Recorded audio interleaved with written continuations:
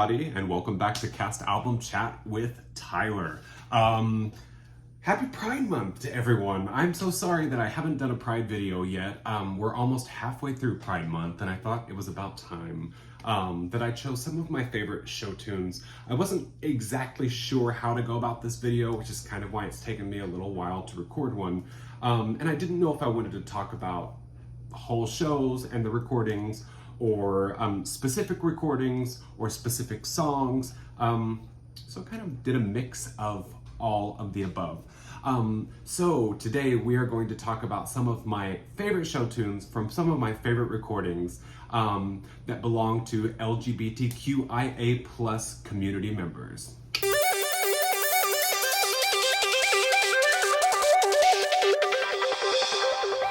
As always, I've got to start the video with a little, not a warning, there are some songs, like I said, that I think will be very obvious here, and then there are other songs or shows that maybe might not be represented. I think there are some shows out there that either I don't know very well, The Prom is one that I'm thinking of right now, or other shows that are just one big gay fantasia, like Priscilla.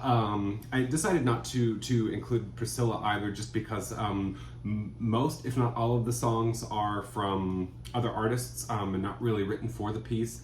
And now that I'm looking through my stack here, I'm hoping that I didn't do any other jukebox musicals. I don't think I did. So let's get right into some of my favorite songs for Pride Month.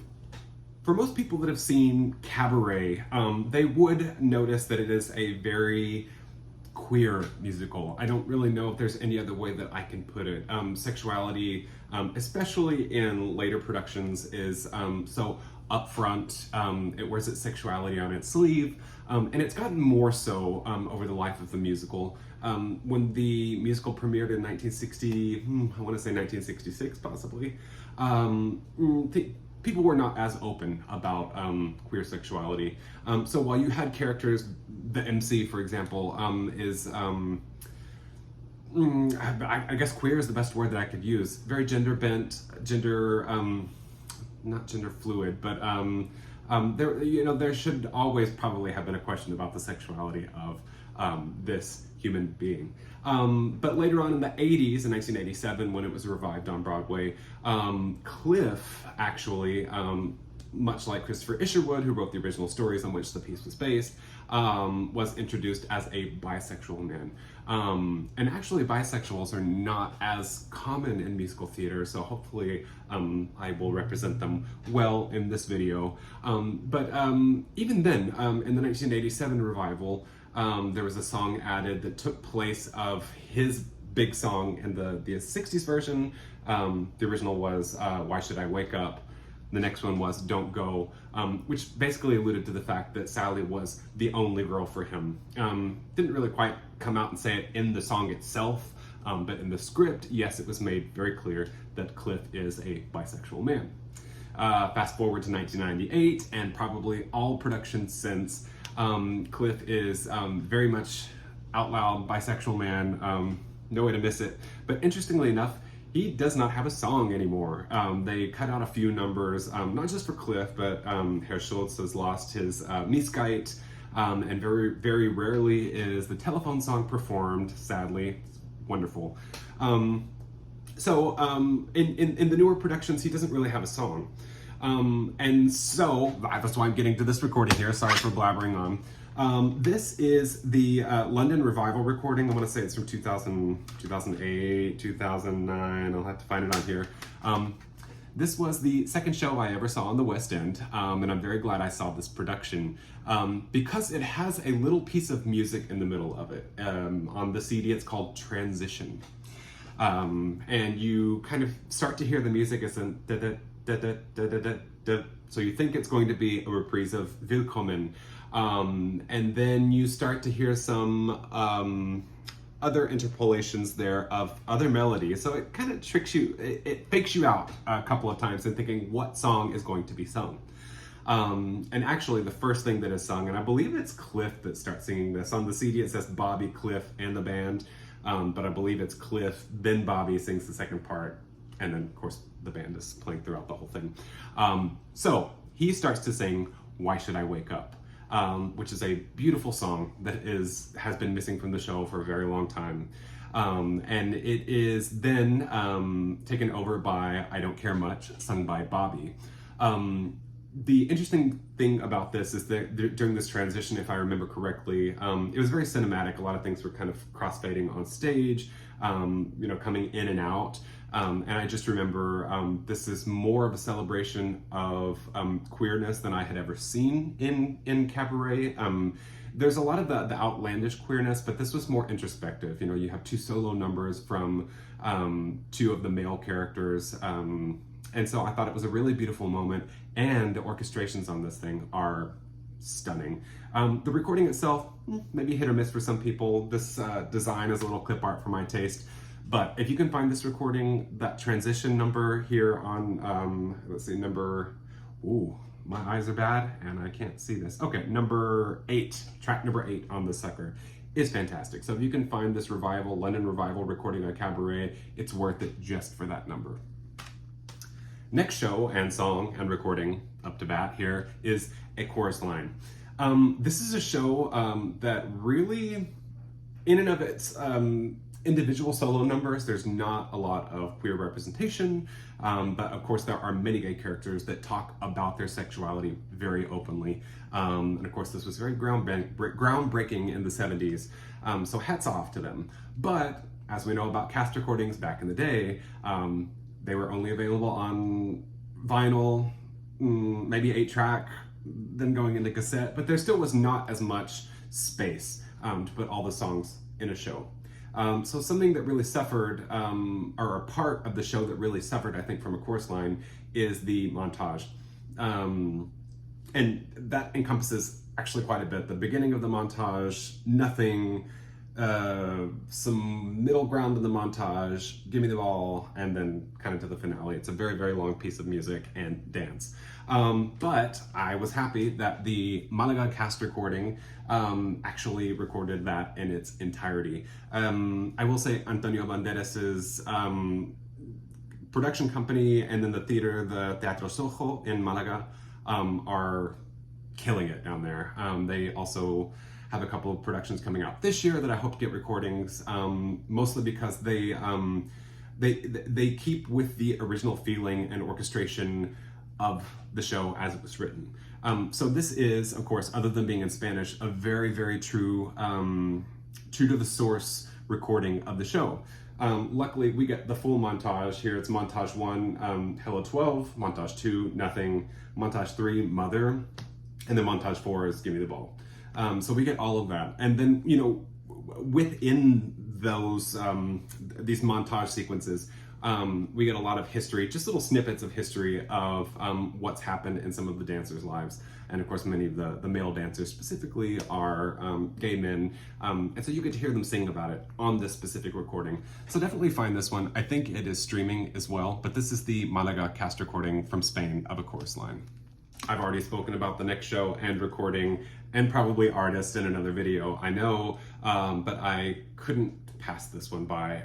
This is Full Monty. This is the original Broadway cast recording, and the song that really sticks out to me as having the biggest impact is You Walk With Me. I know there have been a lot of solo artists who invite someone to duet with them on their albums or in concert to sing this song, and it is so touching.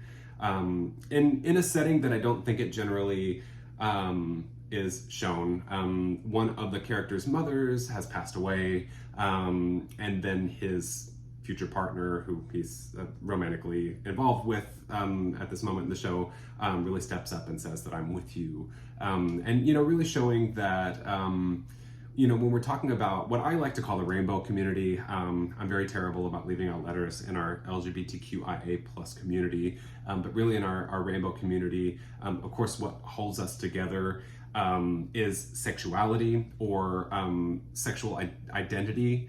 And so, a lot of times we think about sex, that's where our mind goes. But in this it is so emotional, it's raw. Jason Daniele and Romain Frouget, I think, sing this song better than I've ever heard it sung. I was gonna say before or since, but they were the first ones to sing it on a recording. So it's a beautiful song, of course, from a beautiful show that I love. So if you can find if you can just find it on Amazon or stream it. The original Broadway cast recording of Full Monty. Definitely check out that song, You Walk With Me. All right, next up, I do not want to leave out anyone from the community. I know that finding show tunes for every initial in the rainbow community can be a little difficult, but not for our lesbians. So here is Fun Home. This is the original off-Broadway cast recording of Fun Home.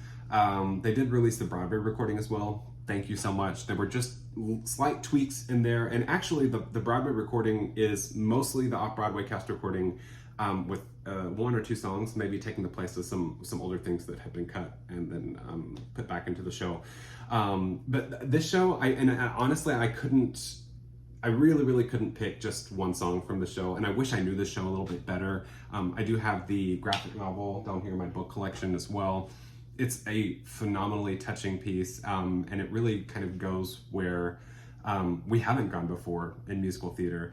And it's talking so frankly about about the lives of lesbians from being a child to being an adult and what that means. She also has a gay father, so it is very complicated and messy and beautiful and wonderful, and it brings tears to your eyes. So as far as songs are concerned, well, here's the recording. It's got a slipcase on it. It's got this little cover plus the libretto here. But really the songs that kind of stick out to me here, I think that Out for Short is such a cute little song, and that might be the one that only shows up on this recording. I'm not 100% sure. But talks about I think it's being a police officer and saving a woman, and she's so thankful. And once again, it's not just about that sexuality. We're talking about finding out who we are as children and how this is part of our being without really even being fully mature. And then of course, Ring of Keys that was performed at the Tonys is a beautiful, poignant, funny song. I mean, it's another one that really gets me. And then Changing My Major, that one is when she's in college. So I think it's middle Allison that is singing this song. There are three actresses that play the part of Allison. And so, they each get their moments of what it means to be a lesbian to them. And I just find that this piece is so singular in its representation of the lesbian community, and therefore as a larger part of the queer community. So the next pick might be, I don't want to call it controversial because this definitely fits into the rainbow community, but the next show and songs, I guess I would say, because there's so many as well from this piece. The show is Hedwig and the Angry Inch. Hedwig is really an interesting, I don't want to say a typical or great representation of the trans community. It's another one of those pieces where the authors were not afraid to be messy.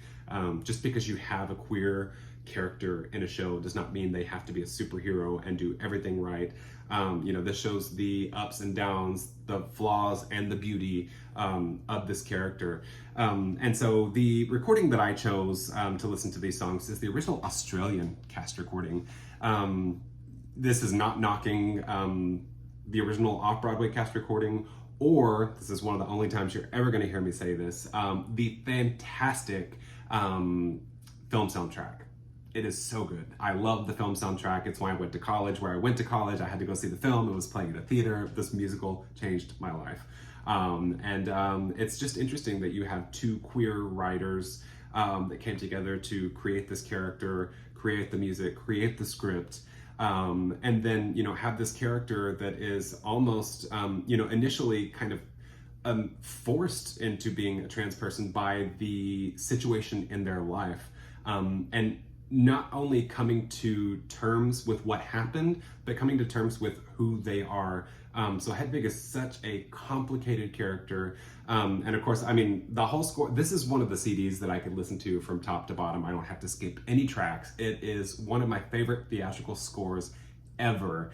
And of course, I think Origin of Love is one that I think speaks to a lot of queer people and talks to specifically about the trans or non-binary communities. just talking about the history of how we were created, kind of a parable of, why we are the way that we are. I say we being part of the rainbow community. I don't identify as non-binary or trans. I'm just a cis male. But it gives me, as a member of the community, kind of an insight into, someone else's life. But the one that really does get me, and I think this really talks to everyone in the community very specifically, is Wicked Little Town. I was lucky enough to sing this in a cabaret performance one time while I was touring with the cast. There were a few of us that got together to do a cabaret, and I got to sing Wicked Little Town. It's always a song that has really, really touched me growing up in small towns. Just knowing that there might be somebody there that can be that beacon of hope and light in a small town. Where you are is not where you're going to end up, and you need to get somewhere else. But until then, there might be someone there that has your back. So in this recording, the reason I chose this recording is not because I think it's better. I just think it's a fantastic, valid, alternate take. Iota is actually the singer who sings Hedwig on this recording.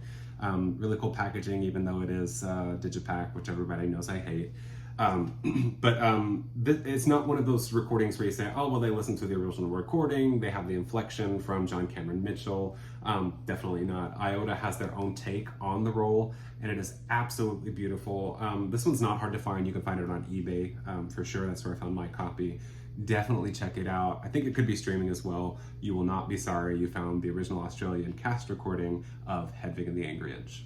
Well, I guess I'm just breaking all my own rules. I'm picking more than one song from each show. Some of these shows are built upon a queer identity, and others just have characters that are part of the community. But the next show, and I guess I'll mention some of the songs, is Kiss the Spider Woman. And I actually could not pick one recording of the show. They're all really, really great.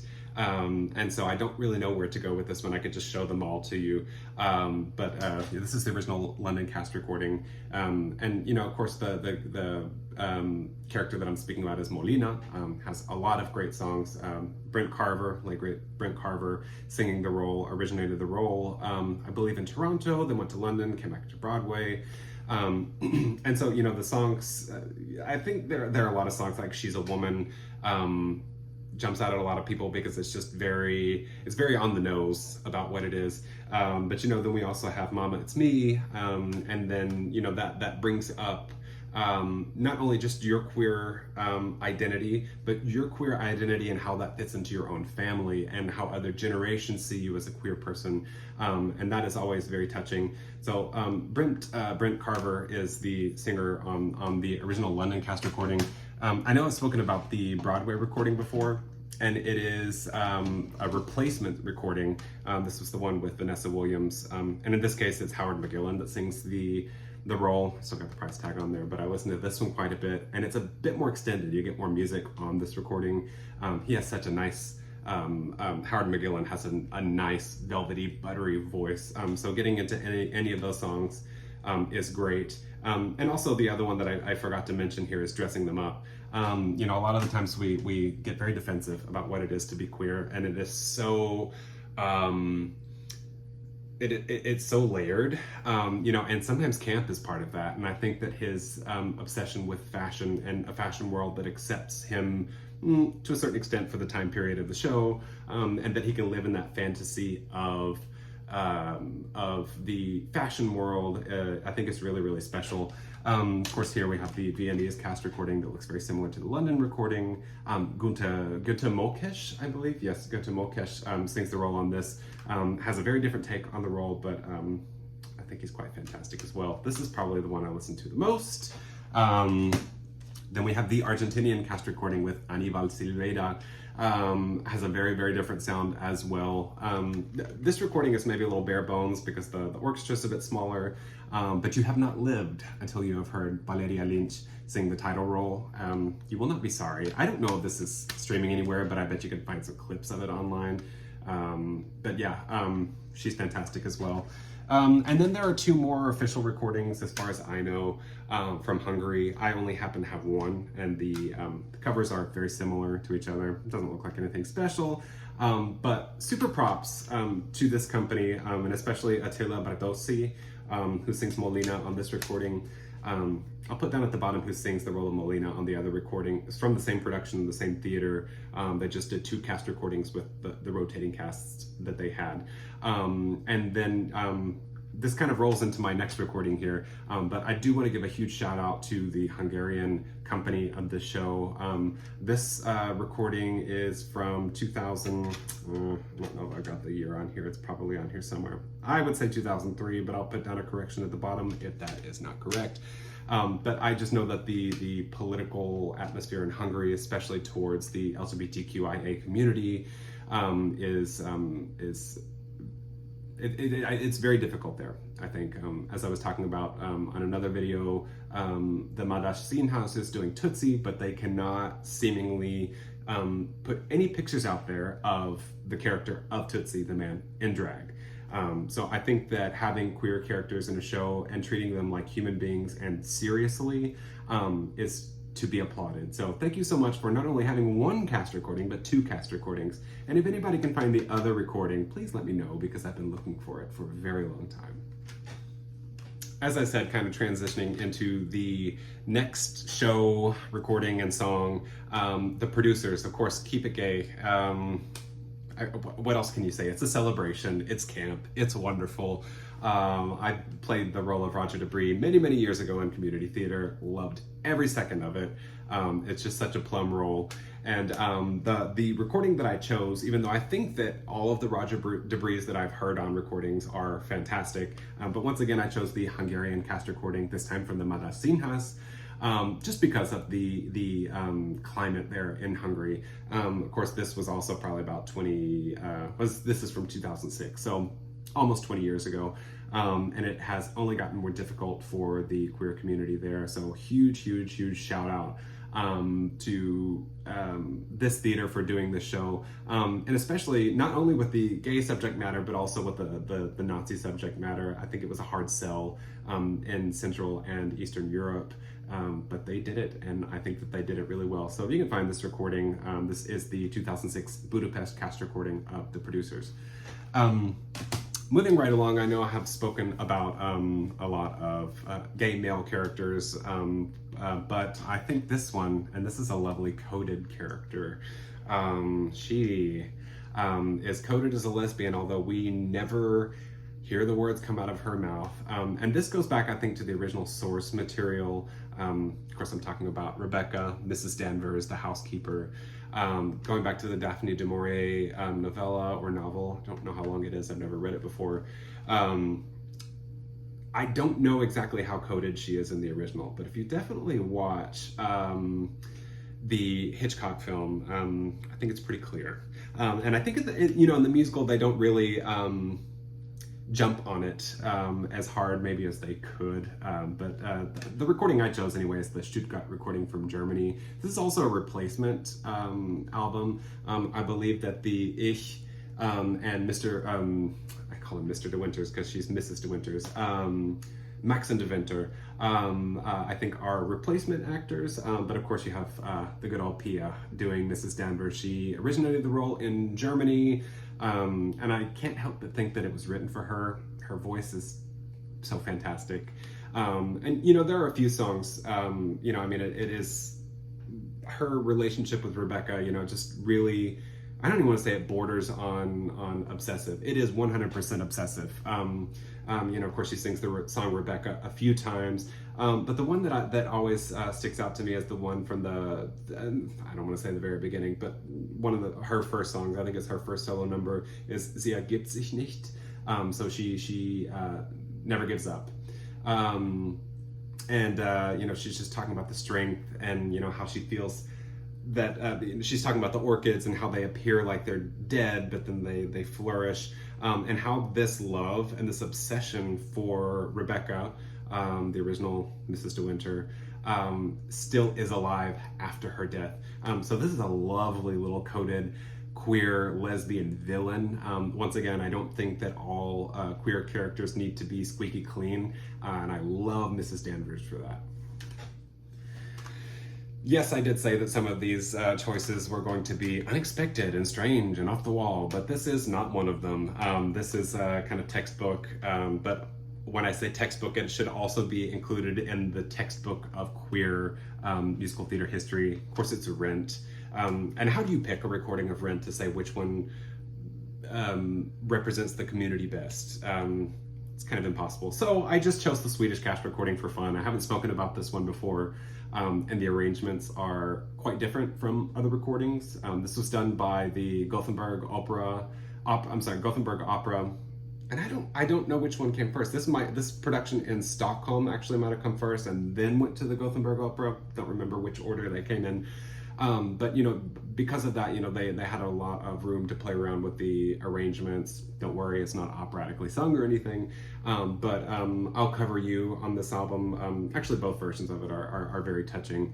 But you kind of get a different, in that arrangement. It just gives it another layer, and I think this one is really, really beautiful. Of course, when we're talking about Angel, we're not.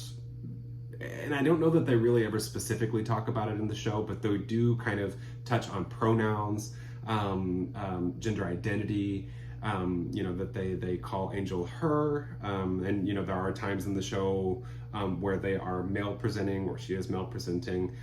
So once again, it's very complicated, and this is kind of we weren't even talking about pronouns at this time. This recording is from 2000. I think the recording is from 2001.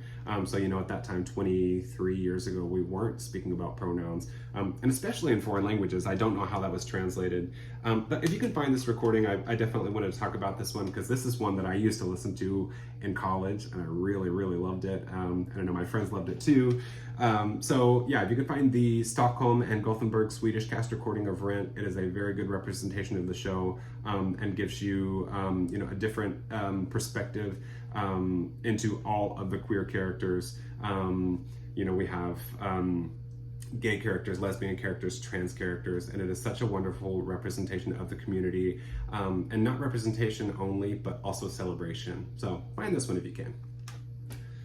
So this next one, while being very obvious, I think has so much to unload in it that I definitely wanted to talk about it. There is one specific number that I think is probably the queerest number in the show, although it's queer from downbeat to finale. It is a beautiful show. It is a hilarious show. It's a campy show that can be deep, but at the same time is quite nonsensical. And that's the Rocky Horror Show. Again, that was my first professional show that I ever did in Dallas at the Contemporary Theater of Dallas way back in the day. It is no longer, but it is a wonderful memory that I have. And our director, Bob Hess, hi Bob, really kind of mined it for everything that it was. So while the script is very nonsensical, there is a lot to pick up on there. And the interesting thing about talking about this show through a modern queer lens, and then the queer lens from 1973, I think is when it premiered in London, is that that changes. It's like a kaleidoscope depending on your point of view.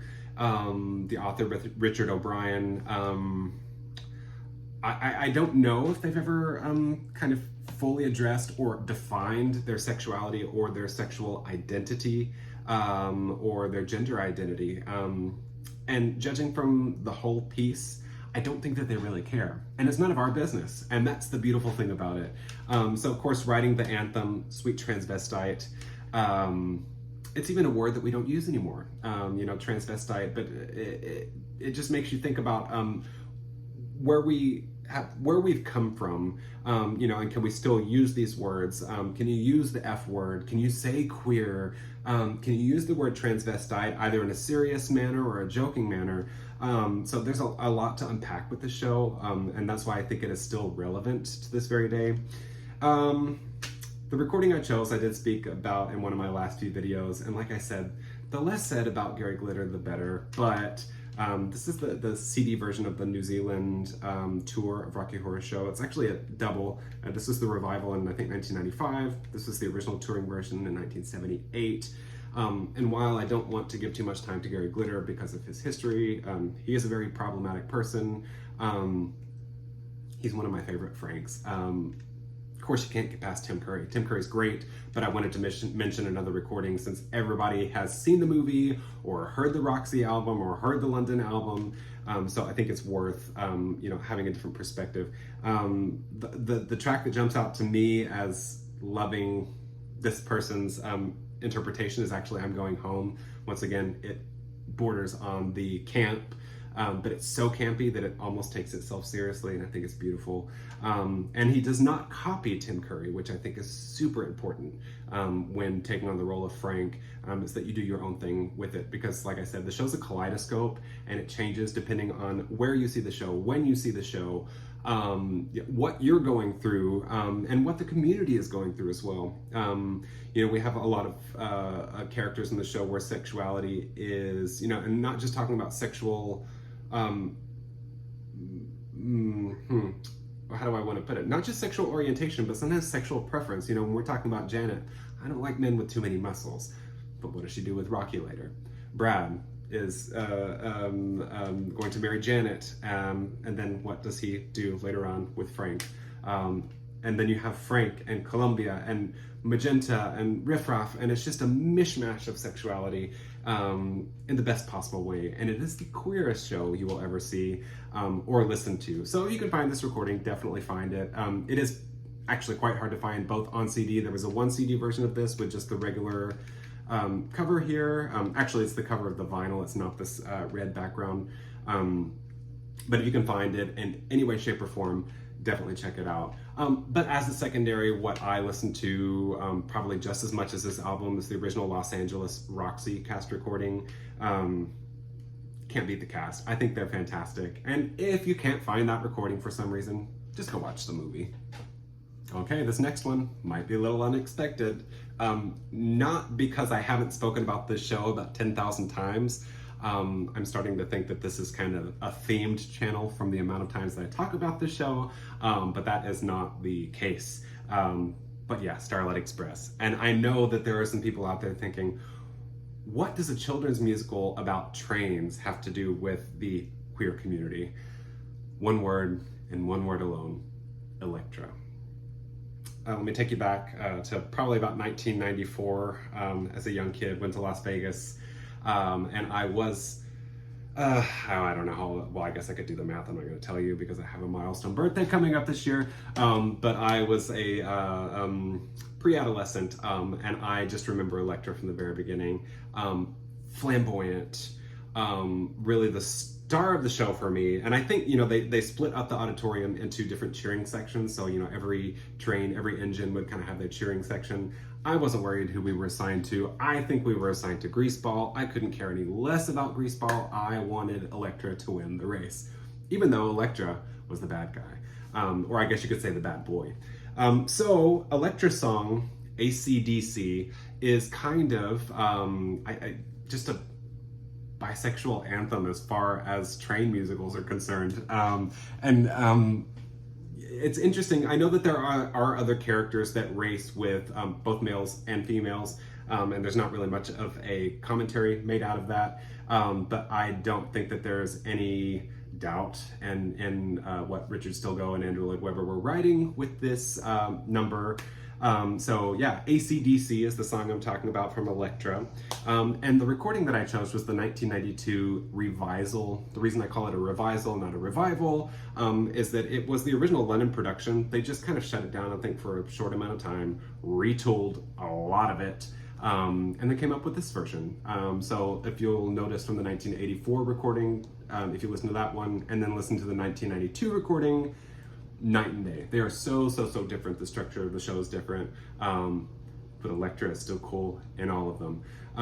Actually, I don't think there's an Electra I ever met that I didn't like, but the reason that I chose this one is because of John Partridge.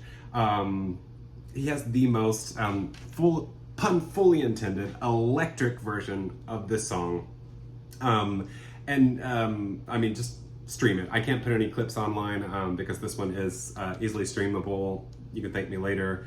John Partridge, interestingly enough, I think for Cats fans, probably started the stirrings in many young queer people by watching the 1998 Cats video. played Rum Tum Tugger. And you'll notice from his personality and his swagger in that role, just 6 years after we recorded this version of Starlight Express, I think you will understand why he awoke so many feelings and elicited so many reactions from his performance, not only as Tugger, but also as the bisexual Electric Train from Starlight Express, Electra. Second to last show I wanted to mention is a show that is probably not as well known outside of the French-speaking world. And honestly, I don't know how many productions, if ever. I mean, maybe there was a small production. I think there was one in El Paso, at UT El Paso at one point, of this musical. But it is mostly well known in the French-speaking world, and that is Starmania. And I just chose the original recording of Starmania because it is simply sonically probably the best representation of the show. It kind of changed into this whole like pop thing later on, but it really has this nice 70s, I don't want to say disco, it's not disco, it's more, there's some folk rock in there, there's some 70s rock, super infectious score. And there are a couple of characters in the show that I definitely wanted to mention. Of course, Nanette Workman, she plays the role of Sadia and sings the song Travesti. It's a banger. That is one I listen to in the gym all the time.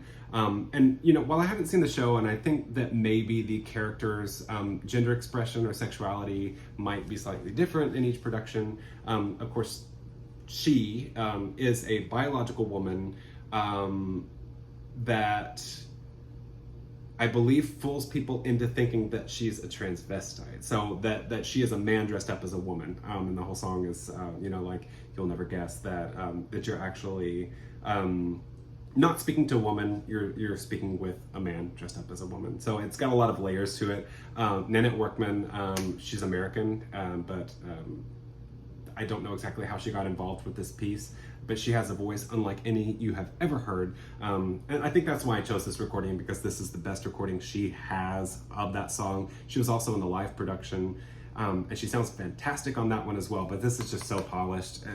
It's gotta be streaming somewhere, and if you can't find it streaming, just find it on YouTube. Travesti, Nanette Workman from Starmania is fantastic. And then the other song that I wanted to point out was La Chanson de Ziggy, du Ziggy. I don't speak French, so the Ziggy song. And Ziggy's a character which is really interesting. I'm just trying to find the actor who sings this role. Let's see, Chanson de Ziggy. Eric Esteve. And it's interesting because there is a robot who's not supposed to have human feelings, but she does have human feelings. She falls in love with Ziggy. And Ziggy is part of this kind of outlaw band with Sadia and the main character, Johnny Roquefort. They're outlaws, they're almost terrorists, so of course they're not upstanding people either. Anyway, so this robot falls in love with this guy, but he is actually gay. And it's kind of interesting. She has a whole song about that. And what is it called? Oh, I wish my French were better. Un garçon pas comme les autres. So a boy unlike the others. And if that tells you anything, this is the robot's point of view about Ziggy. And then, and if you can find the Celine Dion version of the song, beautiful, wonderful. But Ziggy's song also talks maybe a little bit less about his sexuality, but what he wanted to be. He wanted to be a rock dancer. He wanted to do something different. You know, his upbringing was not all that interesting. And so he changed his name to Ziggy after David Bowie, Ziggy Stardust. So there's just so much queerness in this piece, and it's a fun, weird, quirky little show. But I tend to listen to the versions from the late 70s because I think the original version of these songs and these characters is just a lot more interesting to listen to than the washed out pop versions from the 80s. And then we come to Victor Victoria. This is a show that I wish I knew a little bit more. Sadly, it's not a score that's always really jumped out at me. I think there are a few good songs in there that I enjoy, but I really couldn't talk about queer show tunes without talking about Victor Victoria, because once again, it's multi-leveled as far as what is sexuality, what is gender expression, what is gender identity. of course, famously originated on stage by Julie Andrews. Of course, there were many versions. I've got the Blu-ray somewhere back here of the original German film. Don't know where it is. It's back there somewhere. So there's definitely a history of the story, going back a long way, of a cis woman, once again, much like Sadia, a cis woman acting as a drag queen. And so, in this case, what's interesting is you have the character of Victoria, Victor, then you have Toddy, who sadly, as far as I can tell, even though, like I said, I don't listen to the show very often, doesn't have his own breakout big number, which I think is something that is lacking. And then you also have the character of King, who falls in love with Victor Victoria and is not sure about how he feels about it, that he fell in love with a person, and he doesn't know exactly what part of that identity he's fallen in love with. Is he gay? Is he not gay? If he is attracted to Victoria dressed up as a woman, knowing that he thinks that Victoria is actually a man. So there's so many layers there. But the two songs that really kind of jump out to me, of course, are "If I Were a Man." Not necessarily talking about sexuality as such, but I believe this is. No, it's actually sung just by Victoria, but I think there might be some text with Toddy as well. Not only like if I were a man, I could do this, and then she is, of course, singing the song when there's a character that is a man that also does not have all the luxuries that are afforded to straight cis men, so that's an interesting level there. And then once again, King's Dilemma is something, I think that's what I'm looking at, the German cast recording. I chose this one because this one's a little bit more difficult to find, but it has Helen Schneider. She's fantastic. This is the recording from Bremen, so if you can find this, I think it might be on Sound of Music. You could probably find it on Discogs, I think. Slightly more edited recording, but the plus here is not only do you get Helen Schneider, but you get Helmut Baumann, who is the German Zaza from the Lacage recording, 1985 from Berlin.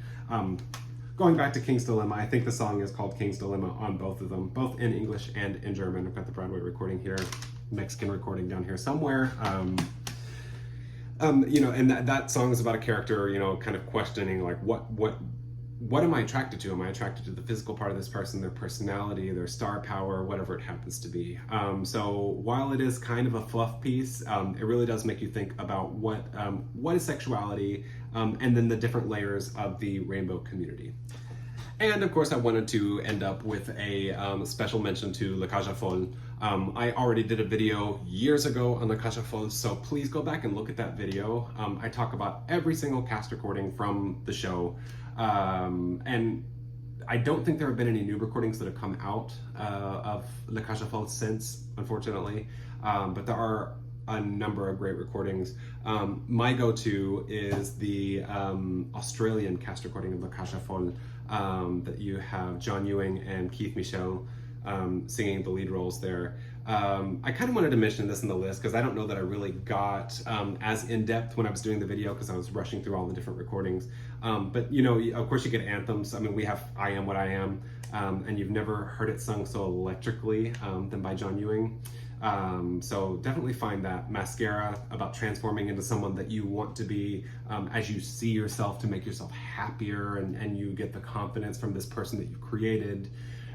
You get songs like Look Over There, talking about family, and not only your blood family, but also your created family and those people that love you. RuPaul, I know we everybody watches RuPaul's Drag Race, but I do think it's interesting that she mentioned, I know she didn't coin the phrase or the term or the saying, but as gay people, we get to make our own family, and that is so important when talking about a lot of these pieces. But I think La Cage specifically, you do have people that are blood relatives, and then you have your chosen family, and that's not only your friends that you spend time with. I know we talk about our chosen family as your friends, but also we have parents. I have so many friends, gay, lesbian, trans, that have children, and just because of the biological nature of things, most of the time it doesn't work out that everybody shares blood, but family is stronger than blood.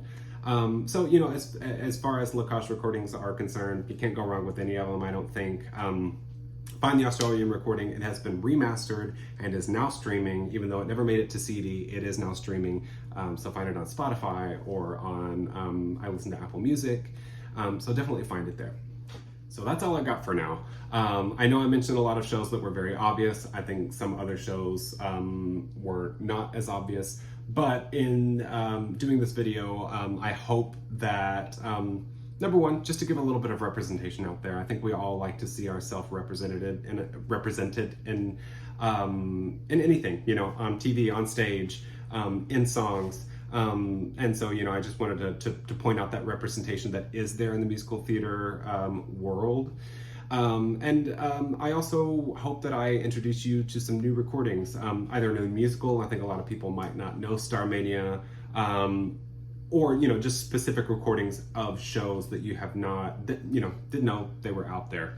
So I definitely want you to be able to find that. But really, at the end of the day, I just hope that you all have a wonderful, wonderful, and safe Pride Month. I know things are getting crazy out there for everyone, and I just want everybody to be safe, to bolster together, and to know that as a community we are strong, we are valid, we are loved, and I am very proud this Pride Month. I'm sorry that I didn't get my picture up here. I've got my partner in my picture up here. I just got a birthday present from my mom of a picture of both of us, and it's so special to me. I hope that everybody's celebrating to the max of what our community has gone through, about everything that we have to go through in the future. We might have some tough times ahead, but as a community, as we've seen, we can get through anything. So all that is to say, happy Pride Month from Cast Album Chat with Tyler. Please like, comment, subscribe, but mostly have a wonderful Pride Month. See you next time. Bye.